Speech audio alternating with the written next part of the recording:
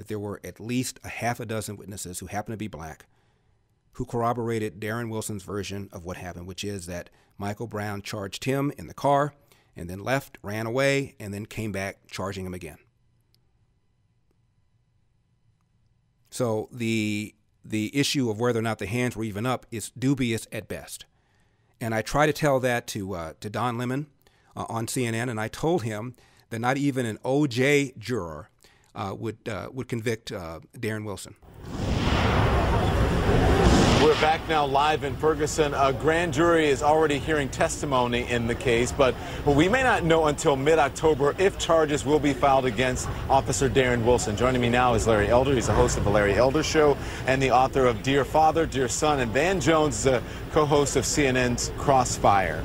So Larry gets to be in an air-conditioned studio, and Van Jones and I get to be sweating it out here in 101-degree heat. So I'm going to start with Van, just because you're in the air conditioner. Van, as time goes on, you know, we learn new details about that day.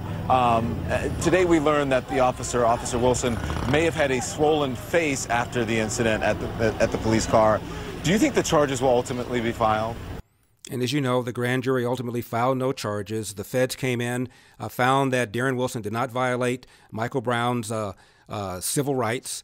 And yet last night we have this song, Glory, and you have the lyrics about hands up. You know, I hope that they will. I believe that they will. You know, one thing that's very interesting is that, you know, if the officer had a swollen face before they were saying he had a fractured eye socket, you know, you would think that the police would very quickly release the photograph. I think the photographic evidence would probably calm these protests down right away. They went to find a video of Mike Brown at a store blocks away hours earlier, but somehow we've never seen a photograph of all these injuries. I think that once you lay out all the facts, there will be enough to indict and to have this officer see a jury of his peers. Yeah, but well, as you know, that didn't happen. Remember in the George Zimmerman trial, everyone said no injuries, and then they showed injuries. Sure. The injuries came up later. But I just want to play one of the eyewitnesses who says he didn't see any injuries. Let's listen to him, and then we'll talk. So you said you don't think the officer was injured? Not at all, no, sir. You didn't see any injuries? No, sir. No injury to his eye? I wasn't close enough to see all of that, but I can tell the person that is injured. You know, if they're seriously injured, like what you're asking me, I believe that would have been definitely noticeable. Not only that, but the news, somebody would have said that initially. You know, why wait all this time and then all of a sudden he's been beat up? He's sort of echoing what Van Jones just said. So Larry, you know what?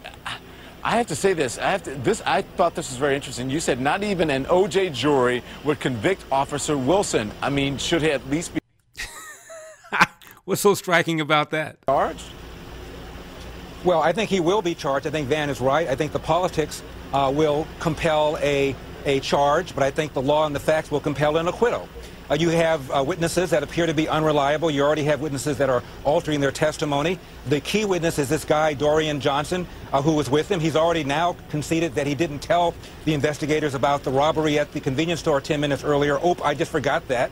He said that the shots were all in the back. Their own expert that they hired, Dr. Bodden, said that the shots were consistent with somebody coming forward. He didn't say that's what happened, but he said that's consistent with somebody coming forward.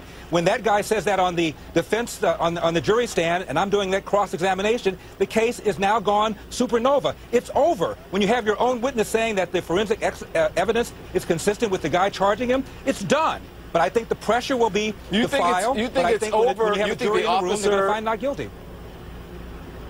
Okay, not guilty. You answered my question. Van, do you agree with that? Mm-hmm. Well, I think it's way too early to tell. We definitely have a whole lot of contradictory evidence, but here's what I think is most compelling for most people in the country right now. This was an unarmed person, and I think that the behavior of the police afterwards is so damning. The behavior of the police afterwards, you don't interview witnesses for a week. Ordinarily, when somebody gets shot in the neighborhood, everybody gets interviewed. This person was shot. You have people on television for days and days saying, look, I was there, I saw it. The police seem less interested in interviewing eyewitnesses and finding out what's going on than apparently finding videotapes about this kid blocks away hours earlier. So that's, I think, the kind of behavior on the part of the police that has alarmed the country, and I think it will compel a charge, but we do not know at this point what will come out through that process. Larry, you're talking about the behavior of Michael Brown, you're talking about the behavior of Dorian Johnson, but whose behavior should be under